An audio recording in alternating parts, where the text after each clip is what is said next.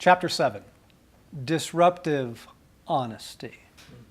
In order to grasp the wildness of this next vignette, I want you to imagine that you have received an invitation to dine at the home of an influential diplomat. The governor or your ambassador will do. A number of dignitaries will be present, bishops of the church, Supreme Court justices, a prime minister. How would your insides feel as you rang the bell? How self-conscious would you be of your appearance, your manners? Alas, 30 seconds after you walk through the door, there is an awkward moment of tension, a delicate matter about forgetting to return the bow of the Dalai Lama. Your host is speechless. You can see from the look on everyone's face that you have committed something a step or two beyond an embarrassing faux pas. What would you say? How would you respond? When Jesus had finished speaking, a Pharisee invited him to eat with him. So he went in and reclined at the table. But the Pharisee, noticing that Jesus did not first wash before the meal, was surprised. Then the Lord said to him, "Now then, you Pharisees clean the outside of the cup and dish, but inside you are full of greed and wickedness."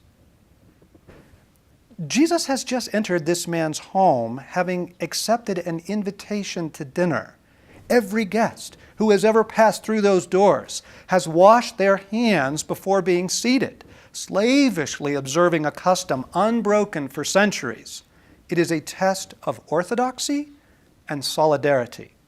Jesus knows this, knows that they are watching his every move. He walks right past the line at the wash basin, makes himself comfortable at the table. The Pharisee apparently is speechless. Jesus reads the look on his face and offers an explanation. "Oh, the washing bit." He says that he takes a piece of flatbread, breaks off a bite, and chews it. It completely clouds the issue. Outwardly, you look sensational, but inwardly, your heart is full of extortion and evil. The things Jesus says. Apparently, he's not concerned about being invited back. May I remind you that whenever you are watching Jesus, you are watching love? You can always hold that up as you encounter startling passages like this one. I am at this moment watching love in action. Remember, Jesus is not strolling through the Israeli countryside offering poetry readings. He is on a mission to rescue a people who are so utterly deceived, most of them don't even want to be rescued. His honesty and severity are measured out precisely according to the amount of delusion and self-deception encasing the listener. When a soul is encrusted with pride, bigotry, self-righteousness, and intellectual elitism, as was his dinner host, then that shell does need to be struck hard at times in order to cause a crack that might allow some light in. Jesus strikes with the precision of Michelangelo. At another dinner engagement, this one at the home of two now famous sisters, Jesus is pulled into a sibling squabble. Now, as they were traveling along, he entered a village, and a woman named Martha welcomed him into her home. She had a sister called Mary, who was seated at the Lord's feet, listening to his word. But Martha was distracted with all her preparations, and she came up to him and said, "Lord, do you not care that my sister has left me to do all the serving alone? Then tell her to help me." Okay, Jesus is a sharp enough man to know not to stick his head in a hornet's nest. These family quarrels have a long, tangled history, like Middle Eastern politics. Come to think of it, these quarrels are the long, tangled history of Middle Eastern politics. Martha demands Jesus take sides. He does, but not as she expected. He takes her side by speaking to what is going on inside.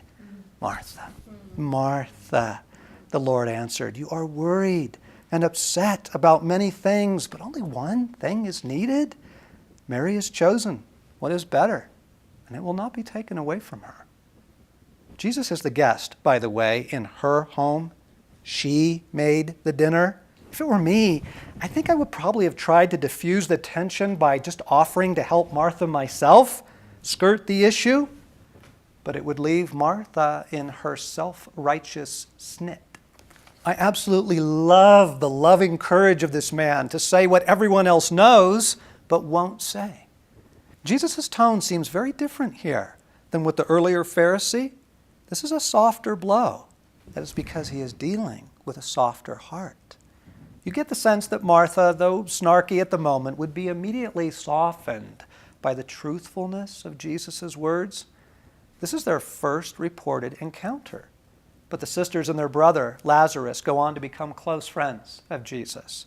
Martha's home is his first choice of refuge whenever he is traveling near Jerusalem.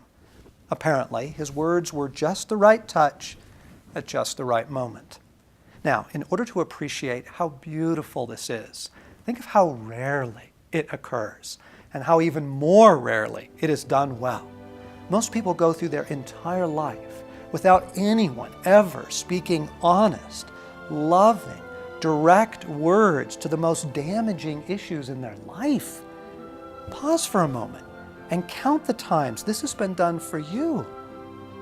Better, pause and count the times you have offered this to someone you love.